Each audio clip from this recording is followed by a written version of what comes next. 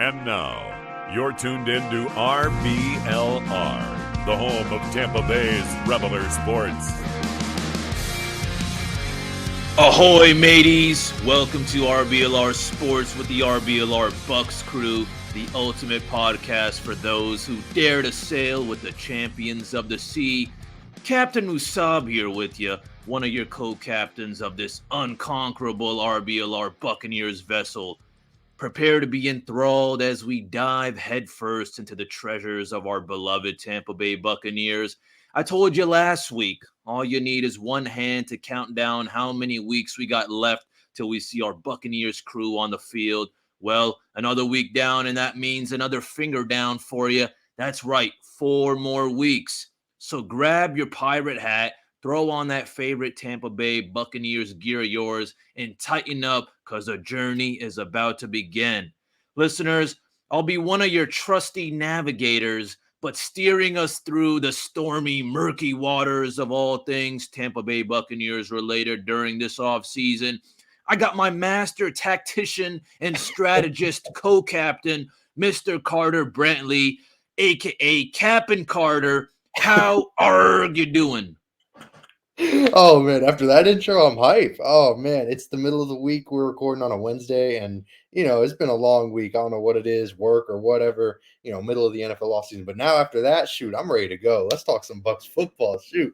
Love it. Yeah, as Mustav mentioned, we're gonna be talking some Bucks football. Obviously, first news in a while. We'll get into it, the new jerseys and stuff like that. But before we get into anything, please, if you like what you're hearing, if you loved Musab's intro like I did, hit that like and subscribe button, or give us a follow on any of our socials at RBLR Sports. Definitely check us out there because Musab's always cooking up some fire ass intros. So, got to come back for next week's intro, whatever he's got cooking. Anyways, we'll start the show now. But before we get into anything super football related, we've been kind of doing this thing where we kind of ask some fun questions, let y'all get to know us a little better, and just be more relaxed because football we can kind of take it too seriously sometimes, and there's other things in life, right? So first question, just kind of an icebreaker. What's your favorite Tampa Bay food spot, Musab? Ooh, all right, man. This is good. I'll tell you this, man. I ain't no foodie, but I know me a good Mexican spot when I see it and eat it. All right, and I'll use that signature phrase of mine that is the hidden gem. And I'm talking about this food truck called Taco Holic just down the road from the Tampa Convention Center. Only been there a few times, but I'll tell you this, I'm pretty close to being so addicted, Carter, I might have to go to TA. And what is TA? That's Taco Holics Anonymous. You feel me? Those steak tacos are to die for, and they're not cheap with it either. All right. They add things like that, tomato cheese, cilantro, and that sour cream that just make it so, so tasty. Carter, what about you, man? Whew, man, after that, I mean, shoot, I'm gonna have to go check it out. That's a good advertisement. They ought to start paying you. Shoot. But I gotta say, my favorite Tampa Bay spot's definitely got to be El Cap. It's a burger joint in St. Pete. But that's technically the Tampa Bay area. I consider it the Tampa Bay area. So yeah, but man, now you got me hungry for tacos. I mean, shoot, I could definitely go for some tacos right now. So yeah, I mean, there are plenty of amazing food spots in Tampa, the Tampa Bay area. I mean, and if you're trying to watch a game, I'm sure El Cap's great, and I'm sure you can grab those tacos and take them back home and chill on your couch and watching them while you're eating some delicious tacos. That's the life right there. I don't know if it gets any better than that. Tacos and football. But now moving on to some more Bucks related topics, they released their Creamsicle throwback jerseys. They announced them. They're in stores and everything. If you wanted to go drop 150 on them, that's I don't know if I can do that, but if someone else is trying to go cop a jersey, I'd rather have some RBLR gear, but we'll get into that later. But anyways, how are you feeling about the throwbacks? Are you going to cop one? And if you are, or even if not, but if you would to cop one, who would you buy? Like what name? Because they're doing throwbacks as well, like Leroy Selman, Warren Sapp, and stuff like that. So who would you buy if you were buying this Creamsicle throwback jersey, Musab? Ooh, that's a good one, man. I'm balling on a budget as well, Carter. I So feel yeah, you. I got to think about, I got to think about dropping 150. But I'll tell you this, yeah, I'd love to snag me a Warren Sapp throwback creamsicle jersey. It's nice that they came out with the creamsicle jerseys, just because I feel like it's I mentioned it earlier. We're kind of starting on a new slate. We're going through a lot of changes during this offseason. I think it just spice things up before we actually begin the regular season. Absolutely. I mean, it's kind of getting to that point in the offseason where there's not a lot going on, no free agency signings. So this was kind of the perfect little, time to just kind of release hey, we got some cool jerseys coming out this week. And yeah, I'm really excited. I mean, I have the old throwback hat right here. It's not quite big enough to rock on my big head because, I got a melon head, but yeah, I love the Bucko Bruce. That's always fire. If I had to pick a throwback guy or a new guy, I definitely go Leroy Selman. I feel like a Leroy Selman jersey. I mean, you just can't go wrong. Or Doug Williams is also a really really good one.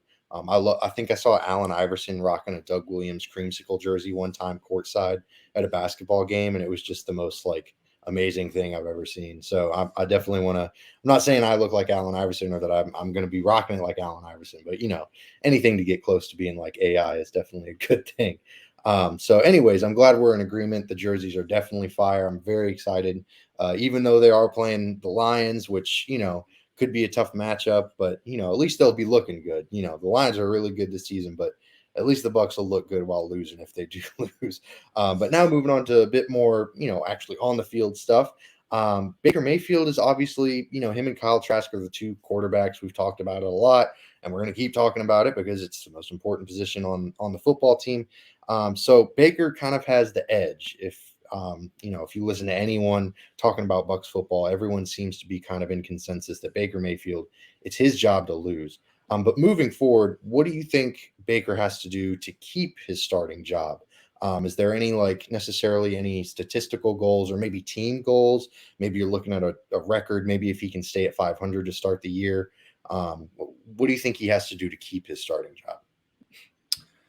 I'll probably say this. I mean, not too much, but I think it's more not really. I'm not going too statistical. I'd be happy if he kind of hits that 500. Just a couple of things. I'd probably say that understanding that he's got big shoes to fill, but a lot has changed since Brady's left, and he doesn't need to be the leader like Tom Brady. But I think it all comes down to trusting people like Dave Canales, who did pretty well with someone like Geno Smith. And then my second point would just be just chemistry and adapting to all the changes. Like the returners. The ability to establish a strong connection with those key offensive players and staff members like Canales. It's not going to only just boost his chances of retaining that starting role, but I think it's really going to contribute to our team success as a whole. Absolutely. I think a lot like you mentioned, I love that you brought up trusting Dave Canales because they're both new to the Bucks, right? I mean, they're both coming into a brand new situation. You don't really know what to expect from either of them. So I think that leaning on each other, sort of, being able to kind of bounce ideas back and forth and be able to talk to each other. Communication is key in anything in life, but especially with the football, especially with quarterbacks and offensive coordinators, that relationship is incredibly important.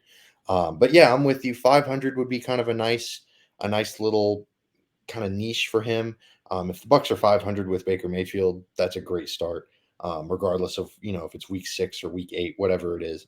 Um, I also think turnovers are going to be huge for him. If he starts to throw a lot of interceptions, then yeah, he's going to get a quick boot.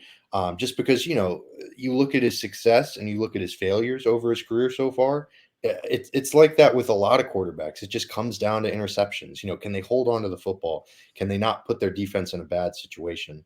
And I think if he's able to avoid that, then it's going to be hard to bench him, because Kyle Trask could come in and, do horrible and throw a bunch of interceptions because he's essentially a rookie. So you definitely want to stick with the veteran. And if he's able to limit those turnovers, that'd be a very, very exciting thing. But since I'm speaking about turnovers, what do you think has to happen for him to lose the starting position? In my mind, it's kind of like I just said, he has to turn the ball over a lot. Maybe he has to, I don't know, maybe he has to clash a little bit with Dave Canales. Maybe he kind of, doesn't really fit the system. Maybe they feel like, oh, well, Kyle Trask, we had that point guard thing that we were talking about earlier in the offseason. So we'll bring him in because, I don't know, Baker's just not cutting it. I feel like the interceptions thing's the number one, but if he's maybe taking care of the ball, but if they're not pushing the ball down the field like they'd like, or maybe he's not moving well, I feel like those three things are kind of three big things to look for. If he's not able to do one of them, then they might be looking at Kyle Trask. But how about you, Musa? Maybe there's something more specific or something different that you're looking at for him to do that, then you'd be like, oh well, he might lose that starting job. For me, it's just thinking, how high are the expectations really for Baker Mayfield and for the rest of the Bucs, but mainly Baker Mayfield, just because, as I mentioned, we're going through a lot of changes. We got backups who really need to step it up. We got rookies as second strings. We're dealing with a lot right now, just because, we don't have cap space for good players. We, as of right now, have no idea how we truly feel about the quarterback room. And you mentioned, picks after picks, it's going to be an issue. He's still young, and if he can't deal with that pressure of, bouncing back after a loss, I'd say by mid-season, we're probably going to have to, give Kyle Trask that opportunity. But, who knows how that'll turn out. And it just makes me wonder, I want to know is, do you think it's going to reach one point, or could it reach a point, Carter, that we really do start depending on Trask more than ever later throughout the season? And I say that more like I'm thinking, worst comes to worst, I'm thinking it's going to be 50-50-ish, but do you think there's a chance where Trask is really going to take control of that, quarterback position? Absolutely. I think it's a very, very real possibility. I love that you meant, because I'm gonna bounce back with a question for you, because you mentioned midseason, and I think that week 8 or 9, I think they're gonna give Baker until at least week 8 or 9, unless something catastrophic happens, unless he's just absolutely horrible, maybe throws 3 or 4 interceptions in a couple games in a row. But barring that, I think they're gonna try to give him a bit of a longer leash, just because, I mean, there's not a lot to gain by just switching back and forth. There's not, neither one can get into a rhythm. Both of them feel like they have to watch over their shoulder all the time. They're constantly worried about, oh well, are they going to pull me this drive? So I think giving him until midseason, then evaluating where they're at, saying, all right, how we feel about it, do we think we need to give Kyle Trask the rest of the season to kind of just see what we've got, or are we just going to ride Baker for the rest of the way? Because I think going back and forth is going to just create this weird dynamic in the locker room, and especially obviously in the quarterback room. So do you have like a week in mind? Maybe you're a bit sooner. Maybe you're the bye week. I know they've got a pretty early bye week this year. But where do you think the Bucs should stop and evaluate the quarterback room? I would say probably stop and evaluate it by week 6, if anything. I'm thinking, by the midseason, if it's Trask's, position to win, then we should just give it to him. But I don't think we need to waste, this season if things are looking really ugly with Baker Mayfield and Kyle Trask. I think that at one point, I think we just need to kind of, think about this through a futuristic lens and just say, hey, listen, clearly Baker's just not working out. We'll see what they do with him. But I don't want this to be a waste of a season simply because we're just giving the experienced guy more and more chances. And as you mentioned, now that I think about it, I think you're right with the whole kind of 50-50 thing. I don't think it's going to be a good idea to be doing that throughout the whole season, especially, after the midseason, just because, there's going to be all kinds of tensions. And, you mentioned earlier, what has to happen for him to lose it. I think, Baker's he's a kind of a fearless leader when he gets that opportunity, but he's got that attitude, and I feel like he has a higher chance of really creating some bad tension, within the team compared to someone like Kyle Trask. But then again, I mean, I don't really know much about Kyle Trask's leadership in the NFL because we barely seen the guy.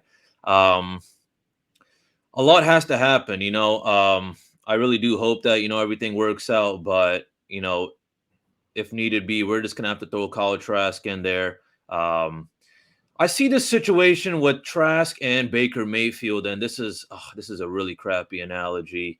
And hopefully Zach ain't listening to this, because I know he's a former veteran. It's kind of like that second lieutenant joining, like a new platoon or something. You already have a bunch of experienced soldiers, and you're the new kind of boss or whatever, of these senior enlisted members. And if anything, I really want Baker Mayfield and Kyle Trask to really learn from those experienced offensive players like Mike Evans, Chris Godwin, and our offensive line. People even like Tristan Wirfs or Ryan Jensen. Um, this is going to be a trial year to see, how the chemistry really works with the whole kind of new team. Yeah, I'm with you. It's definitely an awkward thing. They're kind of in a rebuilding phase, but they kind of still have the older guys on the team. So we'll actually get into that later on in the episode and talk about that weird dichotomy of this Bucks team moving forward, especially. Um, so yeah, I don't know. It's going to be an interesting thing to monitor for sure in this season, especially just because the NFC South is so wide open. So we talk about these quarterbacks, Trask and Baker, and yet neither one of them might be the worst quarterback in this division. I mean, the Falcons have Desmond Ritter. He could easily be benched in the middle of the season for Taylor Heineke. Who knows what you got with Bryce Young, obviously the first overall pick and everything, but the Panthers are in a bit of a rough spot. They didn't have any other first round picks and they won't for the foreseeable future. The Saints, Derek Carr, I mean, he's a bit up there in age, as is the rest of the team. So all of that to say that both of these guys could be set up for a decent amount of success, even if they don't necessarily play out of their minds or they play super well. So it's definitely going to be something to monitor because I don't know that there's ever going to be a point in the season because of how bad this division is where the Bucs are just out of it. They just give up. I mean, we saw the Panthers and the Falcons in competition for the division towards the end of last season. I mean, the Bucs obviously came away with it in the end, but yeah, I don't know. It's definitely going to be something to monitor for sure. But something else to monitor is definitely the RBLR shop. I know we mentioned it earlier. If you're trying to buy the creamsicle jerseys, we understand, but we also got some fire stuff on this store as well. Shop.rblrsports.com. Definitely got to check it out, and we'll give you a little promo code as well. 10% off everything in the store. The promo code is Cannons, Cannons. Go on shop.rblrsports.com for your Rays, Bucks, Lightning, and Rowdies needs, and you can use that promo code and get a little discount for yourself. We're coming towards the end of summer, but hey, you can still definitely treat yourself for the fall or what little fall we have here in Florida or maybe you're elsewhere. But regardless, moving on from that shop plug, um, now we're kind of moving. We mentioned it earlier about the aging stars and kind of the weird nature of this team. They're kind of rebuilding, but they're also kind of competitive and they have kind of a lot of older dudes. So what should we expect from a lot of the aging guys on this team this season? I mean, are you expecting any significant drop offs from anyone? Um, I mean, we'll start with really just do you expect anyone to kind of remain consistent? Like, I guess Mike Evans, Vita Vea, Levante David, guys like that. What are we expecting from the veteran leaders of this team going into this season? I'll tell you this. I mean, yeah, starting with Mike Evans. I mean, I got high expectation. He helps out our wide receiver core slash, Baker and Kyle Trask. I mean, he has been just balling out. I think his production is going to go up, if anything, or maybe the same, but I don't think it's going to go down at all. I just think that, really he just seems like a trustworthy player to rely on, this upcoming season. I feel like, if anything, he is one of the few players where I feel like I haven't really been thinking about him during the offseason because I just feel that I'm comfortable with him. I know, he's going to put a show out there no matter whatever happens, unless the chemistry with, him and Baker Mayfield or Kyle Trask doesn't work out or something. But I got a lot of high expectations, especially even on the leadership end as well.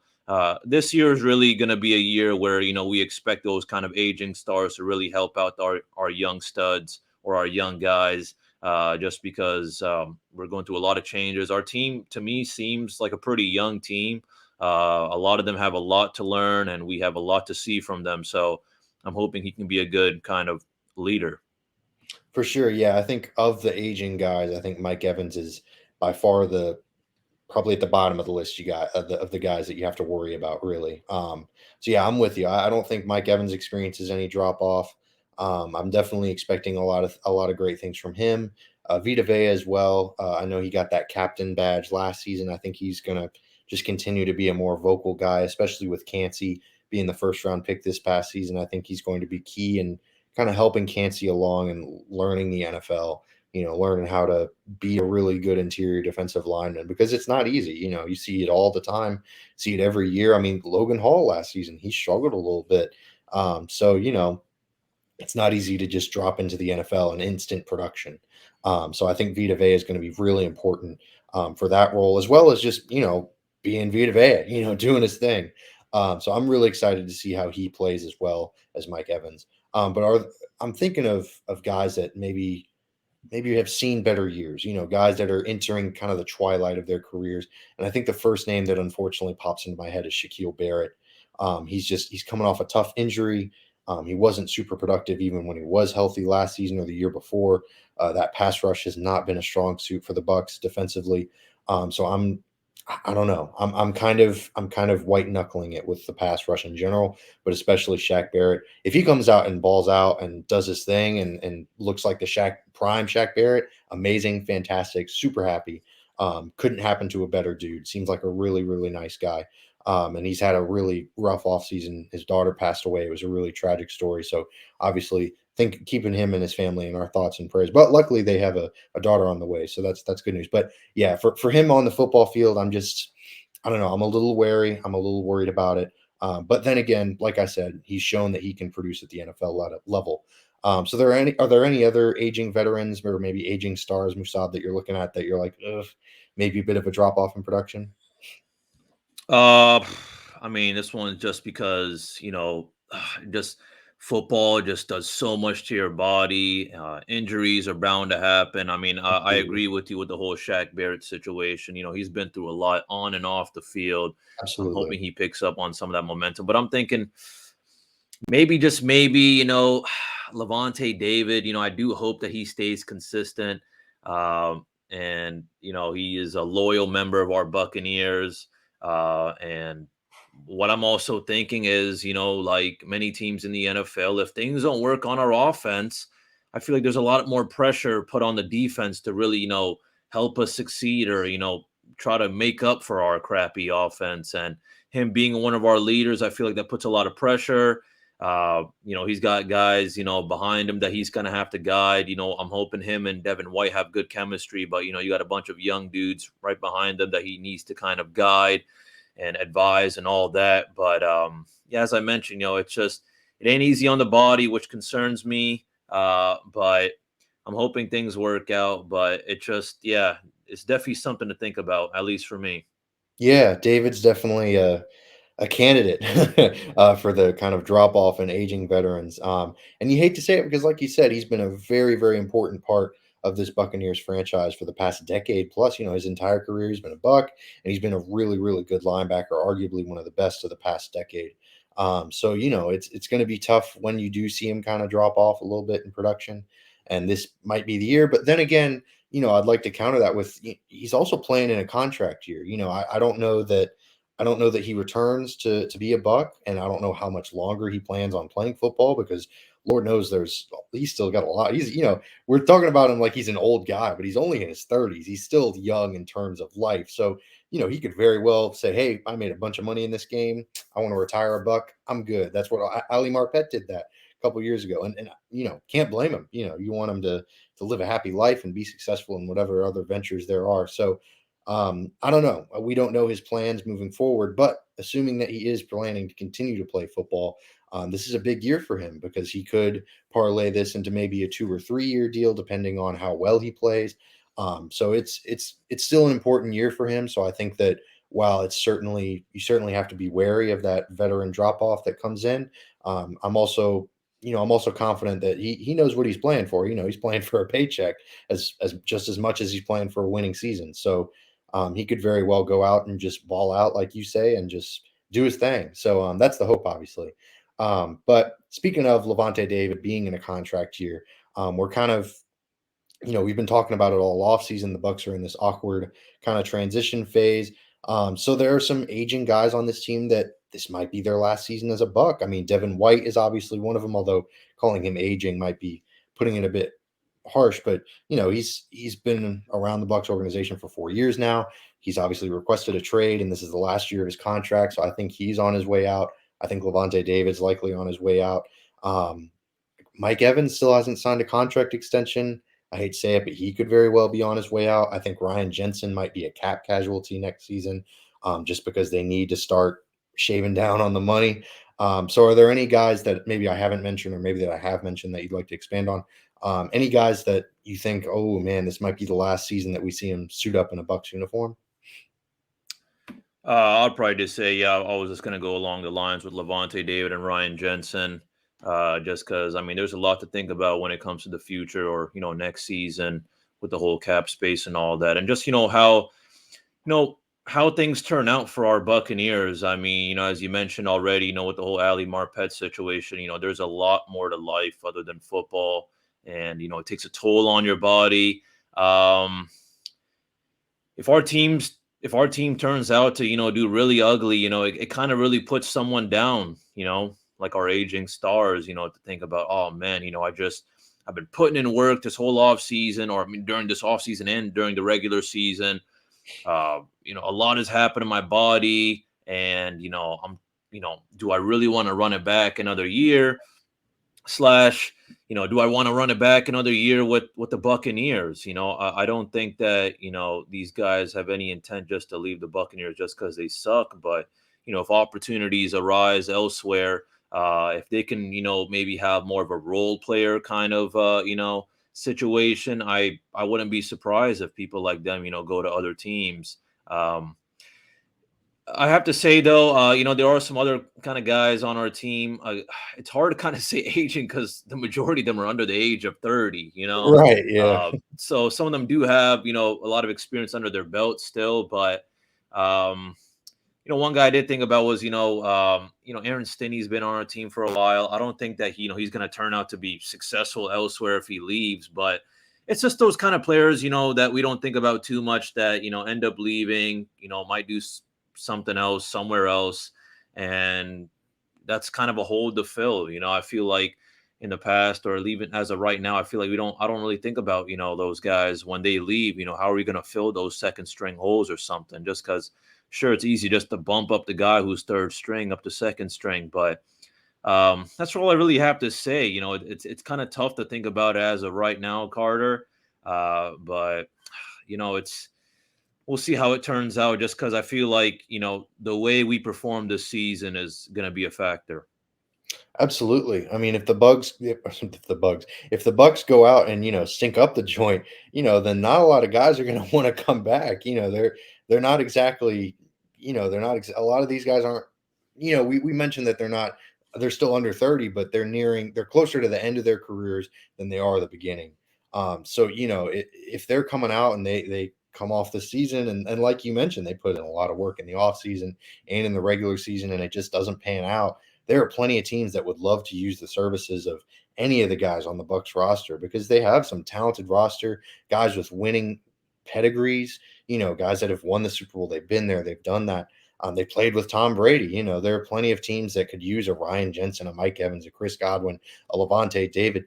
So all these veteran guys might be looking at their time in a Bucks uniform and thinking, well, it was I hate to say it was fun while it lasted, but it was fun while it lasted. It's time to move on, because even as a fan, or as someone who watches the Bucks, you have to still look at each individual as a person, and they're going to put their needs over anyone else's, them and their family. So if they feel like they can go elsewhere and make more money, or maybe they can go elsewhere and win, regardless of what the reasoning is, they got to do what's best for them. So And who obviously, knows? And who knows how it turns out when it comes to those off the field situations. I feel like right? That's a great we think point. about a lot about hey oh okay, this guy Carter. There's a lot of people out here in this world who are working in Wall Street or whatever, making billions of dollars, but they hate their job. They're miserable. Right, They go home and they're absolutely just they're pissed off. You know what I'm saying? So right. just because some of these dudes, turn out to do solid or they do good, doesn't really mean that we should be like, oh, great, he's doing great, he's gonna run it back with us, another year.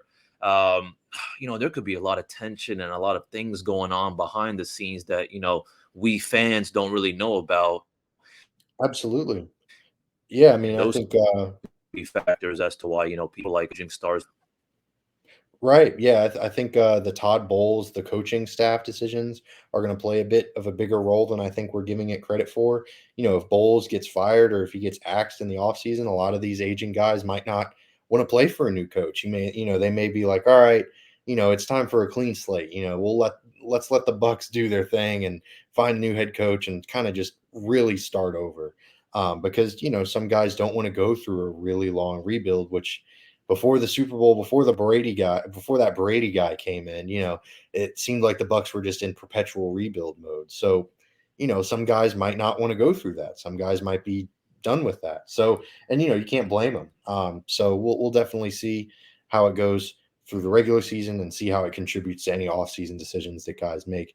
But we're coming towards the end of our episode. We really appreciate y'all for tuning in. If you like what you heard, we know it was a bit of a shorter episode, but it's that time of the off season, so we don't want to just talk your ears off. But regardless, if you like what you heard, please like and subscribe. We'd really appreciate it. Or you can find us on social media at RBLR Sports. We're on Instagram, Twitter, Facebook, TikTok as well. You can share it on all of those platforms. It's by far and away the best thing you can do to help. Just get our name out there. We would really appreciate it. So thank you again. And as always, go Bucs. Go Bucs.